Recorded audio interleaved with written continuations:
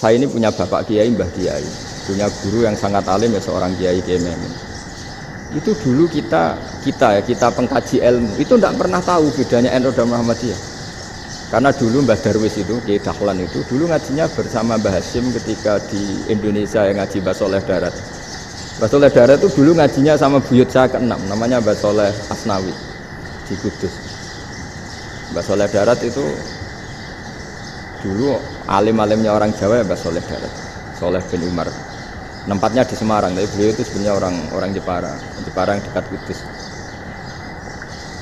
Setelah di Mekah, Mbah Hasyim ini mondoknya ya, mulazimnya ke Syekh Mahfud Termas. Tapi sesekali ke Syekh Khotib Minangkabau. Nah, yang Mbah Ahmad Dahlan lebih sering ke Syekh Khotib Minangkabau, sesekali ke Mbah Mahfud. Singkat cerita, karena Syekh Khotib Minangkabau sudah modern ya, terlibat organisasi dunia. Pas itu beliau pengagum Muhammad Abduh, pengagum Rasid Ridho, sehingga bawaannya Mbah Dahlan itu lebih pergerakan karena beliau lebih mengidolakan Syekh Khotib. Nah, Syekh Khotib sendiri sebenarnya orang Minangkabau. Jadi beliau namanya Muhammad saja. Jadi menantunya orang Arab. Oh, itu dicibir mertuanya ini karena punya mantu orang Jawa, orang ndak Arab. Singkat cerita terus si mertuanya bilang gini, kamu jangan pernah bilang kalau orang Arab itu mansa kanal Arab, orang yang bertempat di Arab. Walakin mantakallama bi arabiyyin fasihin, tapi orang bisa ngomong Arab secara fasih. Singkat cerita, kalau kamu tidak percaya, nanti suatu saat menantu saya kalau Jumatan, tidak usah kamu kasih tahu, langsung suruh jadi khotib. Nggak usah kamu kasih tahu, sarannya nggak usah kamu kasih tahu. Kalau sekarang kan enggak. Kalau dosen mau jadi khotib kan mengumpulkan materi dulu. Lucunya di antara materinya itu dari TV. Makanya jadi ribet kan khutbah sekarang. Kalau musim corona ya akan ngomong corona, musim apa yang ngomong apa. Jadi lagi-lagi didikte oleh media. Sebenarnya kalau ngomong kan sesuai kebutuhan umat, ini obatnya apa. Tapi enggak sesuai trending topik, itu kan kayak anak-anak gaul. Ini dokter kok gitu kan aneh. Singkat cerita si khotib ini enggak dikasih tahu, saya Muhammad tadi enggak dikasih tahu, langsung disuruh khutbah. Fatakallama bikalamin fasihin. Dia ngomong fasih sekali. Bahkan ngalah-ngalahi fasihnya orang Arab asli. Semenjak itu beliau dapat gelar Al-Khotib, orang yang cakap berpidato berkhutbah.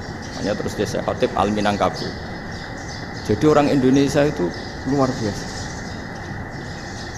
Dulu yang namanya orang Indonesia di Arab Saudi itu dihormati sekali karena yang kesana itu pasti ulama. Sudah alim di Indonesia kesana, termasuk Mbah Ahmad Dahlan, Mbah Hasyim dulu karena sama-sama muridnya Mbah Soleh Darat. Lama-lama yang kesana itu TKI TKW itu ya mulai agak dibully. Dulu Syekh Nawawi di antara ijtihad yang dihormati itu beliau mengkritik nyuwun sewu orang yang kan orang biasanya normalnya kan muji orang mati syahid, hebat orang mati syahid itu hebat gini. Oke, kita sepakat orang mati syahid itu hebat. Tapi kata Imam Nawawi dengan syarat niatnya itu li'ila'i kalimatillah dan itu bawaan takdir. Seorang lagi itu bawaan takdir, harus mati di medan perang. Tapi tidak boleh seseorang ini niat perang tapi niatnya supaya syahid. Karena kalau begitu berarti dia berniat supaya menjadi maktulal kafir, orang yang dibunuh orang kafir. Kedua, dengan dia mati berarti pasukan Islam berkurang. Berarti dia ingin pasukan berkurang, hanya ambisinya dia ingin langsung ke surga. Misalnya pasukan orang Islam itu 10, orang kafir 10. Kalau kamu ingin syahid berarti mati 1 kan, tinggal 9 kan. Nah kalau yang seperti itu 10 kan mati semua.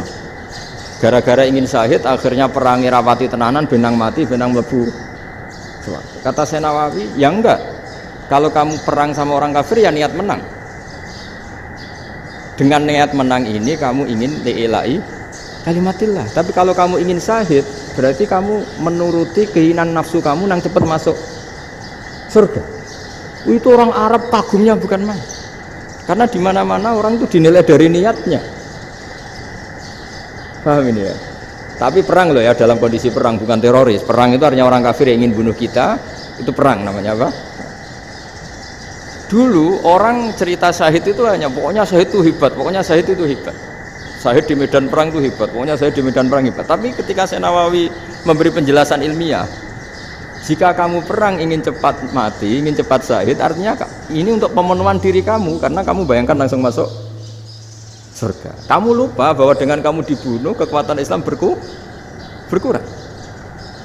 Akhirnya beliau memberi penjelasan, syahid itu bagus, itu sebagai takdir. Hanya takdir itu kita perang yang ingin menang, tapi takdirnya mati. Jangan dibalik, oleh perang rapati tenanan benang mati namun lebu. Itu yang pertama, termasuk ulama yang pertama memberi penjelasan itu Syekh Nawawi. Akhirnya melahirkan kekaguman yang luar biasa dengan tafsir Munirnya itu. Terus beliau itu orang yang rileks kalau menjelaskan ilmu. Ini ya juga guru-gurunya Mbah Hasyim, Mbah Guru sama Mbah Hasyim sama Mbah Ahmad Dahlan Syekh Nawawi. Jadi dulu yang alim di Arab itu ada Syekh Nawawi, ada Syekh Khotib Minangkabau, ada Syekh Bakir Jogja, ada Syekh Mahfud Termas. Itu orang Indonesia banyak sekali yang alim. Bahkan diantaranya yang dikagumi Al-Azhar itu juga orang Indonesia, nama Syekh Abdul Manan, itu mbahnya Syekh Mahfud Termas. Itu pertama ada duta besar Indonesia di Mesir, itu termasuk barokahnya Mbak Abdul Manan tadi, itu juga orang Indonesia. Jadi pemahaman ulama Indonesia itu khas, termasuk ketika memaknai apa? Syahid. Ketika memaknai apa? Syahid. Itu unik. Ketika Syekh Nawawi diuji dulu itu yang namanya ulama diuji dulu oleh 100 ulama. Jadi dulu ya ada kompetisi. Imam Bukhari diakui jadi ahli hadis itu diuji oleh mi'atu muhaddisin, 100 orang ahli hadis, sanad dibolak-balik, matanya dibolak-balik, tapi beliau tetap bisa mengembalikan proporsi sanad itu. Syekh Nawawi pernah diuji gini. Ayul afdol al ulama awe salatin. Keren mana ulama sama raja atau sama orang-orang kaya, sama penguasa? Ya keren ulama. Dibully sama orang. Tapi setahu saya banyak ulama yang antri di rumahnya raja, tapi saya tidak tahu melihat raja antri di rumahnya ulama. Kan kebanyakan kan mungkin ustadz atau kiai yang antri ngajukan proposal kan enggak. Nah, kalau raja kan enggak pati itu, malah enggak usah antri, kiainya sudah nyambut sebelum itu. Jawabannya lucu Syekh Nawawi itu, dan yang tanya itu langsung diem. Ya karena ulama itu tahu fungsinya uang, sehingga cara nyari sampai seperti itu. Sementara raja-raja itu tidak tahu fungsinya ilmu, makanya tidak pernah sowan ulama gitu. Sehingga jadi ya dianggap enteng saja. Ulama kan tahu fungsinya uang, tahu untuk pondok, tahu masjid. Sementara raja tidak tahu fungsinya. Jadi itu khas Jawa ya. Khas Jawa, khas Indonesia. Apa-apa yang menurut orang banyak dengan tanda kutip itu buruk atau baik, itu orang Jawa menafsirkan tuh gampang saja. Sehingga semenjak itu Jawa itu dipandang betul. Saya punya kitab namanya Qadayal Haji wal Umrah. Itu terbitan Hayatul Ulya Arab Saudi milik Wahabi. Itu diantara fatwa yang dipakai untuk solusi muskilatul haji, problem-problem haji kekinian. Itu fatwanya syekh-syekh yang dari Indonesia. Termasuk Syekh Khotib Minangkabau, Syekh Nawawi Banten, Syekh Bakir Nur Jogja. Misalnya begini, dalam fatwa-fatwa yang menyulitkan kita ya, sampai sekarang jadi perdebatan. Ketika sofa dan marwah itu dengan batas tertentu, saya ulang lagi dengan batas tertentu, mau tidak mau atas nama kebutuhan, itu kan butuh perluasan. Karena kalau naik turun itu mudah disepakati ulama. Jadi misalnya gini ya, saya punya tanah seluas ini. Pasti orang akan mengatakan sampai bawah ya tanah saya, sampai atas tanah saya. Itu mujma' alaih, itu disepakati. Sehingga Nabi ngendikan al-Ka'bah min tuhumil ardi ilas sama Ka'batun. Ka'bah sampai ujung bumi sampai ke aras semuanya Ka'bah. Sehingga tidak ada perdebatan ulama ketika Masjid Haram di tingkat, kemudian yang di atas sholat tetap dia menghadap Ka'bah. Tidak harus diluk melihat di bawah, enggak. Karena Ka'bah sampai langit. Sama, tanah Anda kamu tingkat sampai 10, enggak ada tetangga protes. Karena bawah sampai atas tanah Anda. Tapi kalau diperluas, tanah Anda kamu luaskan setengah meter saja atau 3 cm saja, iso geger mbek tonggo. Karena di mana-mana batas itu ya tadi. Kalau atas bawah miliknya, kalau samping enggak. pertanyaannya, perluasan Mina itu ke samping. Perluasannya Matof yang Mas'ah itu juga ke samping. Bagir kan ulama dunia. Bagaimana hukumnya Mina Jadid? Mina yang diperbarui atau Mina yang diperluas. Itu diantara rujukan baik yang membolehkan maupun yang menentang. Itu ya Syekh Indonesia. Itu orisinal tuh. Saya punya kitab orisinal terbitan Hayatul Ulya, kira-kira ya kemenaknya Arab Saudi kalau di Indonesia itu. Itu yang dirujuk Dawai Syekh Nawawi, Dawai Syekh Khatib Minangkabau. Karena apa? Ada logika khas Jawa. Misalnya begini. Meskipun saya tidak perlu fatwa Mina Jadid sah apa enggak, memang jadi perkhilafan ulama. Misalnya kampung ini dinamai Mina. Pertanyaannya gini. Tanah yang di samping ini bisa milik Anda apa enggak? Ya bisa Gus kalau dibeli atau dihibahkan. Berarti tanah di samping Anda menjadi milik Anda karena ada proses pengambil alian lewat beli maupun hibah. Nah masalahnya ini negara itu berhak menganeksasi atau memasukkan ini sebagai Mina. Itu ulama Jawa kalau ditanya, alasannya apa? Fa innal muttasila bisyai' hukmu dzalika syai'. Karena yang gantet, yang mutasil itu bisa dihukumi seperti sesuatu itu. Jadi kalau ini Mina, ya yang gantet Mina ini ya bisa dikatakan Mina. Beda dengan membuat Mina Malang Mina, wah itu tidak bisa, tidak mutasil kan.